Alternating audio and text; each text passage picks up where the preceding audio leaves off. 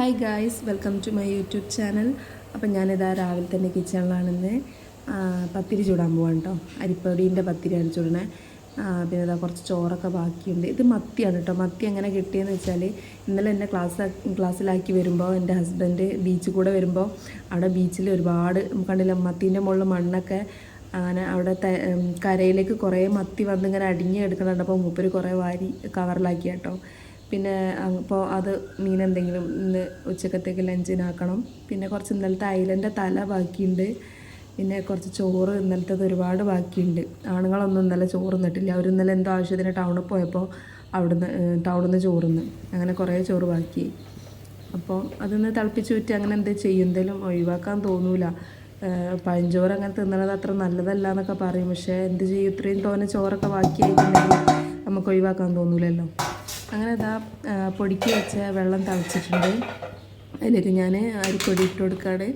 അവിടെ ഒരു വലിയ സ്റ്റീൽ ഗ്ലാസ്സിൽ 3 ഗ്ലാസ് അരിപ്പൊടി ഇട്ട് കൊടുത്തത്. അതിനൊരു 4.5 ഗ്ലാസ് വെള്ളം ഒഴിച്ച് എന്നിട്ട് ഇതാ നന്നായിട്ടൊന്ന് മിക്സ് ചെയ്ത് കൊടുക്കുകയാണ്. മിക്സ് ചെയ്ത് കൊടുത്തിട്ട് നന്നായിട്ടൊന്ന് മിക്സ് ആയെന്ന് കണ്ടപ്പോൾ ഞാൻ തീ ഓഫാക്കി. എന്നിട്ട് നന്നായിട്ട് മിക്സ് ചെയ്തിട്ട് എന്താ നമ്മൾ സാധാരണ പൊടിയൊക്കെ നന്നായിട്ട് കുഴച്ചെടുക്കൂലേ, അതുപോലെ നല്ലോണം ഒന്ന് കുഴച്ചെടുക്കാം.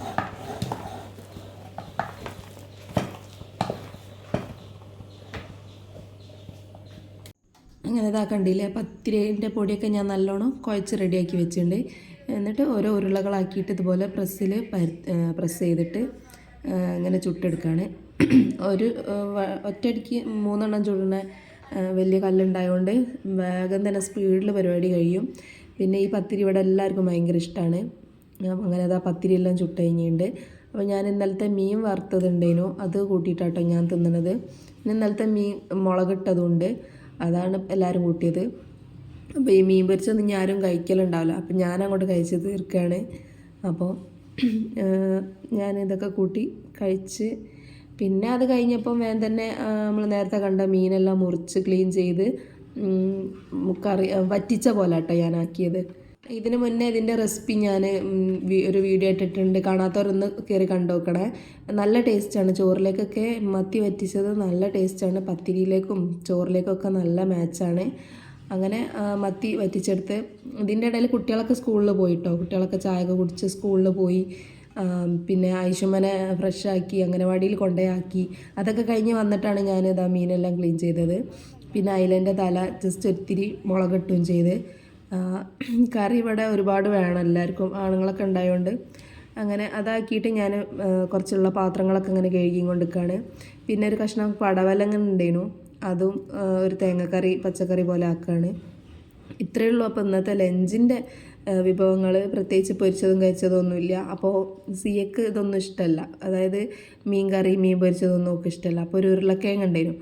അപ്പോൾ കുട്ടികൾ സ്കൂൾ എക്സാം കഴിഞ്ഞ് വരാനുള്ള ടൈം ഏകദേശം ആയിട്ടുണ്ട്. അപ്പം ഞാൻ വേഗം തന്നെ ഈ ഉരുളക്കിഴങ്ങ് ഒന്ന് അരിഞ്ഞ് മസാലയൊക്കെ പുരട്ടിയിട്ട് നമ്മൾ സാധാരണ മീൻ വറുക്കണ പോലെ ഒന്ന് വറുത്തെടുക്കാൻ വേണ്ടിയിട്ട് റെഡിയാക്കുകയാണ്.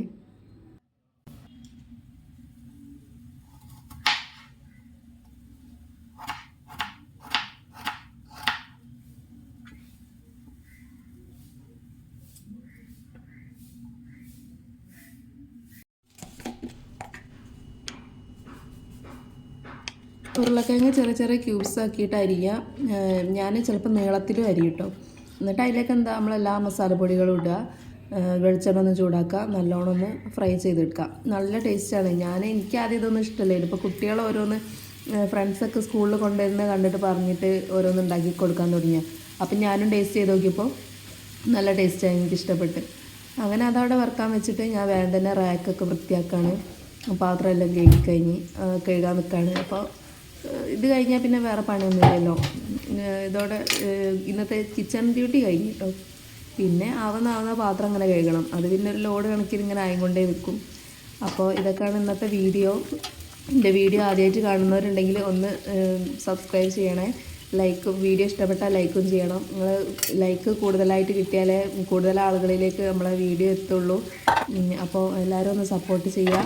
അങ്ങനെ ഞാനിതാ പാത്രമെല്ലാം ക്ലീൻ ചെയ്ത് റാക്കെല്ലാം വൃത്തിയാക്കി കഴിഞ്ഞ് പിന്നെ ഇനി കുളിക്കണം, ഫ്രഷ് ആവണം, ഫുഡൊക്കെ കഴിക്കണം. അത്രയേ ഉള്ളൂ. ചിലപ്പോൾ ഞാനിപ്പോൾ തന്നെ ഫുഡ് കഴിക്കും, അല്ലെങ്കിൽ പിന്നെ ഞാൻ എപ്പോഴൊന്നും കഴിക്കില്ല. കുറച്ച് നേരമൊക്കെ ഫോൺ നോക്കിയിരുന്ന് അങ്ങനെ കുറച്ച് നേരം ടൈം പോകും. അങ്ങനെ അതൊക്കെയാണ് ഇപ്പോൾ ഇന്നത്തെ വിശേഷങ്ങൾ. അപ്പോൾ ഇനി അടുത്ത വീഡിയോ ആയിട്ട് കാണുന്നവരെ ടാറ്റാ.